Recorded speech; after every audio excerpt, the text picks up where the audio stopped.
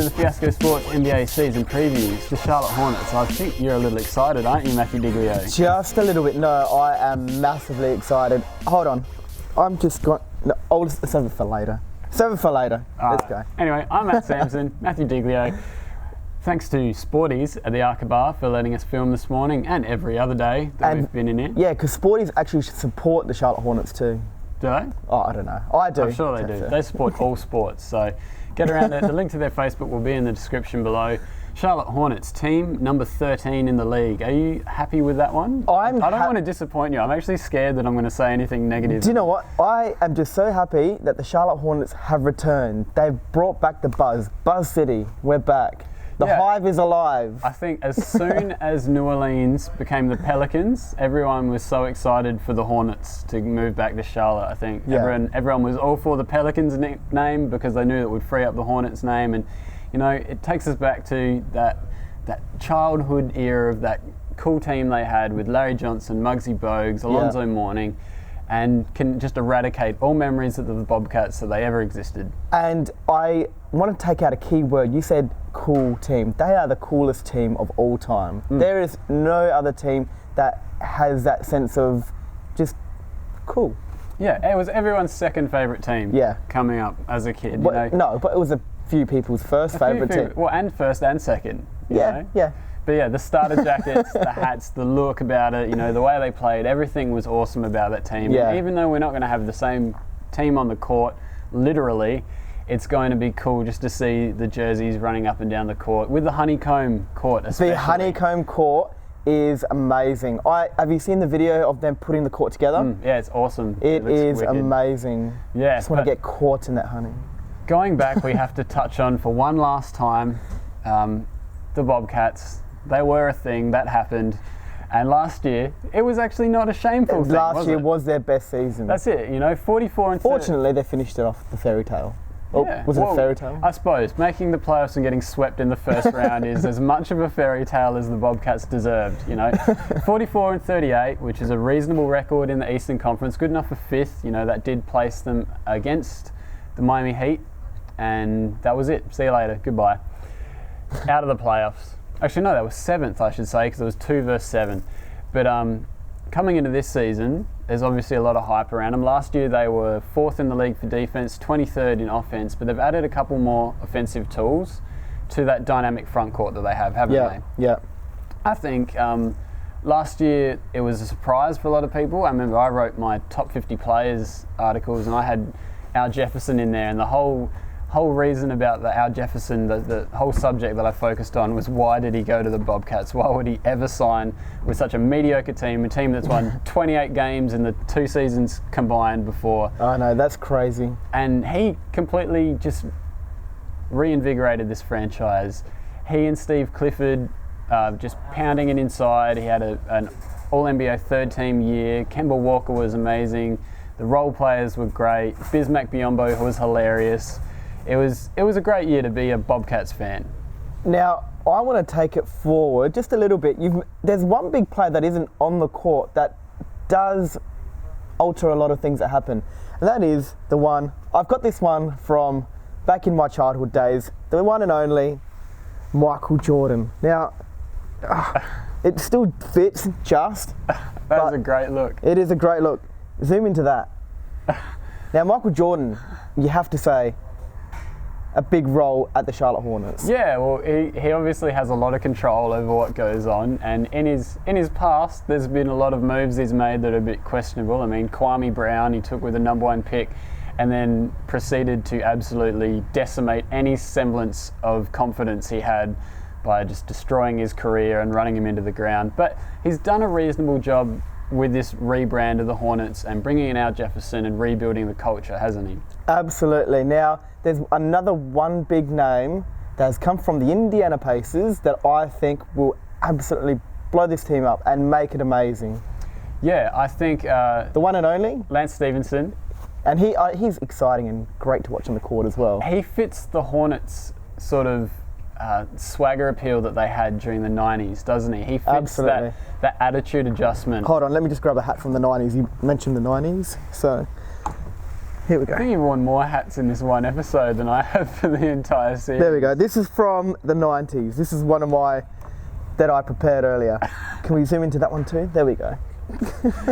But yeah, Lance Stevenson, I think, really fits the mould. Yeah. They want this team to be nasty. They want this team to be cool, like we said before. That was their thing. You know, they were obviously successful back with that other team, but the thing about them that made them so popular was that they were so fun to watch. And Yeah. there aren't many players in the league that are as fun to watch as Lance Stevenson, because, you know, for every spectacular play he makes a boneheaded one, which is almost equally That's spectacular. what I love about him. And he's blowing in LeBron James's ear and flopping and, you know, throwing up choke signs when he was on the bench. And he adds that persona that it's definitely something they've missed, is just to have a character on the team that isn't, you know, a sort of a comedian just by being bad.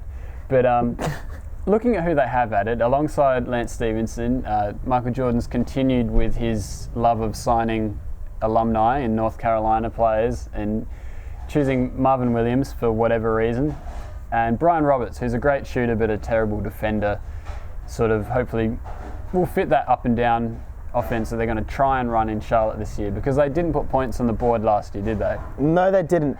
But I want to talk about this season. Forget last season. They were the Bobcats. How many wins can they get? I think personally, they can probably get that magic number 50. Yeah, I think I've got them slotted in for 6th at the moment, is in the way that these rankings work out in the Eastern Conference. But like we've touched on a couple times, the 1 and 2 is obviously Cleveland and Chicago. There's no doubting that. But with the Paul George injury, with LeBron leaving Miami, it's kind of blown open the bottom half of the Eastern Conference, and I can see Charlotte being the 3rd seed if they come out and have a really good season. They could be anywhere from There's 3rd nothing to say that they down to can't. 8th. Yeah, they could be 8th. They could barely scrape in, but they could be 3rd. Like, that's how open this race is for those spots 3 till 10 almost. But 50. So, hot or not, Hot or not?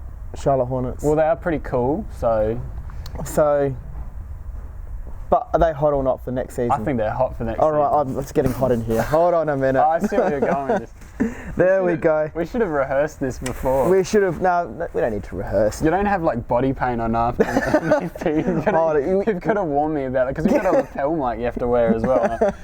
But Okay. I think hot for next season. 50 wins is not an unreasonable expectation. Not at all. They might fall short, but you know, they definitely could pull it off. I want to touch on, before we move on though, rest in peace to the Josh McRoberts era in Charlotte. Josh McBob, all he does is make highlight plays. He's one of the best players in the league. He looks like Jesus, he plays like Jesus. I'm going to miss him. I think he would have been a perfect Hornet, but you know, they've also drafted one guy that I think will hopefully replace McRoberts, is Noah Vonleh from Indiana, who can stretch the floor. He's a reasonable rebounder. So there's a lot to be excited about this team, isn't there? Which is A something lot to be excited can't about. say. The only thing I'm not excited about is their playing top, the jersey. Really? I like it. I think if you had it exactly the same as it was in the 90s... They weren't allowed to, I think. It'd look outdated, I think. You know, everyone wants to bring back the uniforms they used to wear, which... Well, the Denver Nuggets one, their top is really good. Their retro top. Yeah, but they only wear it as a retro top. I think if you saw them wearing that 82 games a season, it wouldn't be as great. I think I like it. Everyone sees the jerseys come out and they just see a picture of a jersey on like an armless mannequin and everyone has a go at it. It's like the Suns uniforms last season. Yeah. I'm a Suns fan and I hated that new top. I was like, they could have done so much more with it. They could have made it like the old tops they were in the 90s. But then you see it on a player when they've got, you know, they're wearing the purple and teal. They've got matching like leg sleeves, arm sleeves, headbands. The shoes match. The court's the same colour. The whole team's wearing it, and it just looks more aesthetically pleasing. I want to go back to that court and just want to say how amazing it looks. We already said how amazing it looks, but if you haven't seen it, there's a video and there's many pictures. The honeycomb, the teal all around the court, the Buzz City, everything. I reckon it is one of the best looking courts in the whole NBA. Oh, no doubt about it. I think to bring back the honeycomb is definitely something that it is a throwback to that era, but like the tops, they've done it in a modern way, which I think they've really encapsulated that franchise in today better than a lot of teams have with their throwback tops. So I'm really excited to see people running up and down the honeycomb. Hashtag bring back the buzz. Bring back the buzz. Well, the guys that are going to be bringing back the buzz the most, the guys that are playing the bulk of the minutes, in my opinion. I love your segues. That's it. You know, it was flawless up until that point. But these 5 guys obviously are going to be the key contributors this season. You know, we've touched on Lance Stevenson. We'll talk about him in a little bit. Al Jefferson came home after the All-Star break like a train with no brakes going downhill. He was a monster. He's a double-double machine. He scores, he rebounds, he plays defense occasionally. In the Cleveland video, we talked about 3-headed monsters. Is he just a one-headed monster? He's like a giant, if we're going all mythical. He's a monster. He's a lumbering troll sort of from Lord of the Rings with a giant club, and he just clubs people down in the post. I like Kemba Walker a lot more than a lot of people do as well. I think he is a really good NBA point guard. He's not an all-star point guard, but you know, he is a playmaker. He has the best crossover in the league, in my opinion. The angle that he comes off when he does it, I don't know how he hasn't torn both ACLs yet, but he's a great player, I think. He does struggle with his percentage shooting, but you know, he gets buckets occasionally. You know, he explodes for big games. But I know you're most excited to see Lance play. Can't wait. Is this team ring-worthy?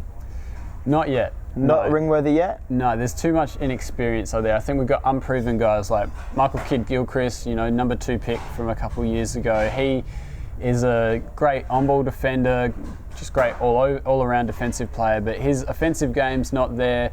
Similarly, Noah Vonleh, he's going to slot into that 4 spot, but you know, he's unproven. He's still a rookie, and bench depth is a bit of an issue. Like guys like Marvin Williams, Brian Roberts, they don't push the needle much. They're going to be, they have to be healthy for the entire season to do well. Yeah, that's it. Like I said, I think they can make a 3 seed if they really play out of their minds and have a really great year, but those top 2 teams in the East are just a step above them at the moment. But they are on the right trajectory. In sport, momentum is a huge thing, but atmosphere and being a part of a club and the whole city behind you is another thing. And that could be another few wins for the Charlotte Hornets this season. Yeah, well, I know we love our AFL comparisons. You're going to say Port Power, aren't you? I am going to say Port Adelaide. You know, Port Adelaide is a team that was absolutely in the doldrums for a long stretch of period. They had financial issues, they had on-the-field issues, you know. They lost by 20 goals on multiple occasions in the same season. And believe me, I sat through and I watched every one of those as a Port Adelaide member. But they reinvented themselves. They brought in a new head coach. They brought in Koshi. Everyone loves a bit of Koshi. Their marketing department, similarly to the Charlotte Hornets, they reinvented the team. You know, they never give up. Hold on.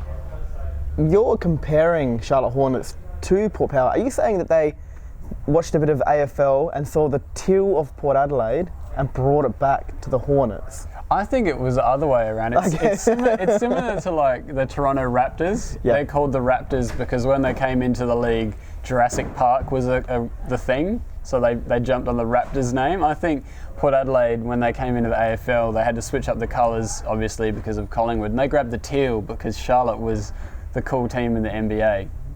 Maybe. Okay. We'll go with that. But I think there is similarities between these teams. Port Adelaide reinvented themselves on and off the court. And, you know, we've seen they're in a preliminary final this weekend, which will probably be 3 weeks ago when you watch this. But they're in a preliminary final now. They've reinvented their team. They've gotten up to the top of the AFL again. Similarly, I think Charlotte was a joke.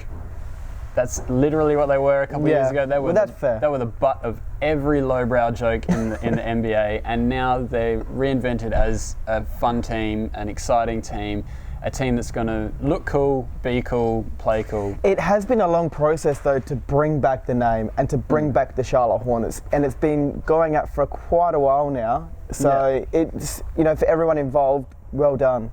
Yeah.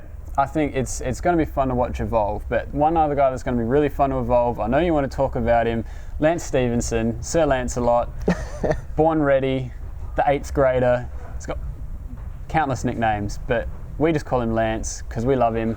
What are you expecting from Lance Stevenson this season? I'm hoping and expecting him to just grab that team and take it and put it on his shoulder. Really, that's what he needs to do. He has the experience at Indiana, and he's had a few negatives happen there, and they didn't make it as far as they probably should have, Indiana. And I think he's the man to take them that step further. Maybe not right away, but Lance can build this team. Yeah, Lance will make him dance this season, I think, on the perimeter. How long were you sitting on that one for? Oh, I've stolen that one, I'll admit it. Okay. Last season, you see, 13, almost 14 points a game, 7 boards, 4.5 assists. Those rebounds and assist numbers were actually leaders for the Pacers.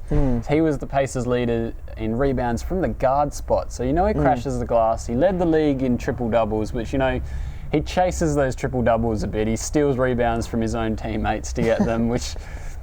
fair enough. He's got the record now for last season, but that's massive as well. Yeah, he is a superstar that's waiting to happen, I think, is all you can say. He hasn't exploded to all-star status yet. He was in the conversation last year, but I think moving to Charlotte, having more of a bigger role, he's not going to be behind Paul George, behind Roy Hibbert, behind David West as sort of a complementary piece. He is the piece now. He's the piece that Charlotte's looking to make them better, which, we're going to see him either rise to the occasion or crumble, aren't we?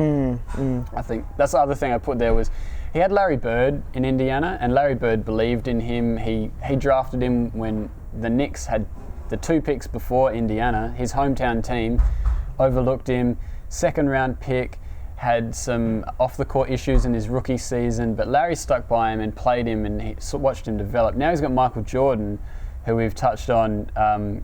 He's not the kindest sort of GM going around, is he? No, not really. Who would you rather have? You're a player in the NBA?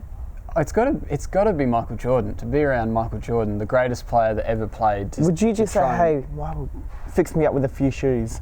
Oh yeah, you have to imagine that Lance won't be wearing and ones this season playing for Michael Jordan.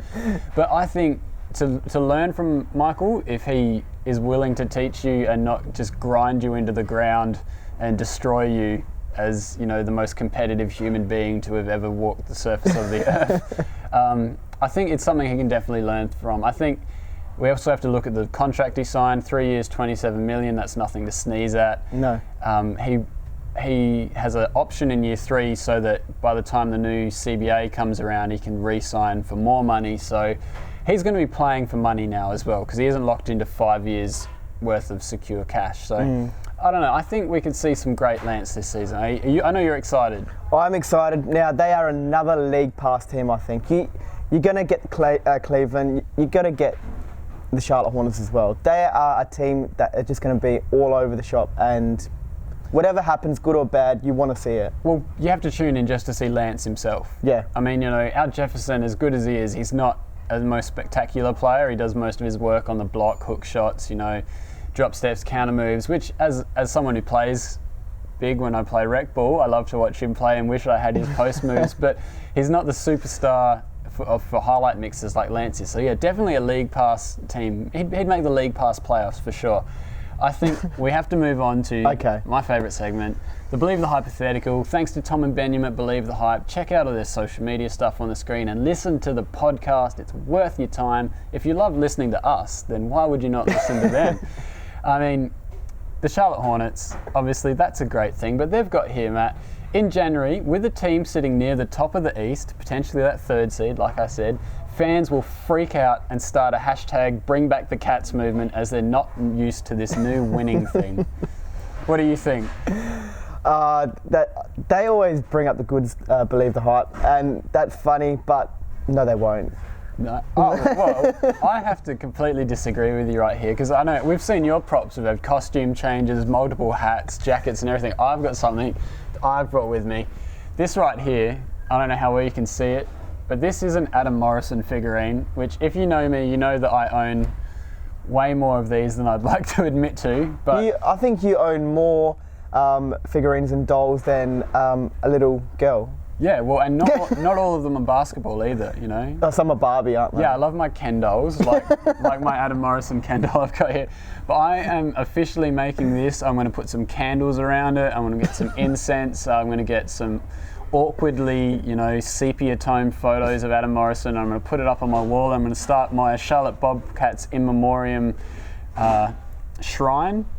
I think no player better symbolises the Charlotte Bobcats era than Adam Morrison, the number 3 pick, the college superstar that flamed out, grew a mullet and a weird Metallica bass player goatee and started playing in Russia. I think, if anything, I just want to see Adam Morrison back in the league. But I don't know, I think it's going to be, as much as I love seeing the Hornets back in the league, it is going to be weird to have no Charlotte Bobcats. No, it won't. Not at all. Not at all? Who cares? Okay, well, I miss the Bobcats. I hope they come back. We need a team in Charlotte, in Seattle. We do. That's the only link and piece missing. And we need a Bobcats team as well. We need 32 teams. No, we don't. We need the Seattle Supersonics and we need the Charlotte Bobcats. A Bobcat is a driving work. It's a front-end loader. It's a front-end loader. That's what a Bobcat is. Well, yeah, we know that Adam Morrison was always doing work on the court. So, yeah, no, bring back the Cats. Segue. Bring back the Cats. I'm all for it. But we've got to bring back the end of the podcast and wrap it up. 30 seconds on the clock. What do you want from the Charlotte Hornets this season? What do I want from the Charlotte Hornets? 50 wins. They can do it. What else do I want? Excitement and that cool factor back. That's it. Yeah, no, I'm all on board with that. I want to see the Bobcats in the playoffs, the Hornets in the playoffs. See, bring back the Cats, because then I won't be embarrassed by this. Like I called the Pelicans the Hornets for an entire season last year. Bring back the Cats. That's what I want. No, but seriously, I want to see the Hornets in the playoffs. They will sting in the playoffs. Was that bad? Yeah. That was bad. I want to see the Hornets in the playoffs. I want to see Lance Stevenson doing Lance Stevens the things tenfold now that he's been They're going to create a buzz. I think, yes, there will be a definite buzz. They're going to bring back the buzz to Buzz City and sting opponents. Yeah, Charlotte's going to make the playoffs. They're going to win a series, the first series they've won in a long time, and it's going to be awesome fun to watch. That's for sure. Thanks for checking out the show, Fiasco Sports NBA season previews. I've been Matt Sampson, Matthew Digley. Thanks for coming in and bringing in all your Charlotte gear. So, check us out in the next video. Check out Sporties. Check out Believe the Hype. Check out Matt's hats. Thanks for joining us. We'll see you at the next one.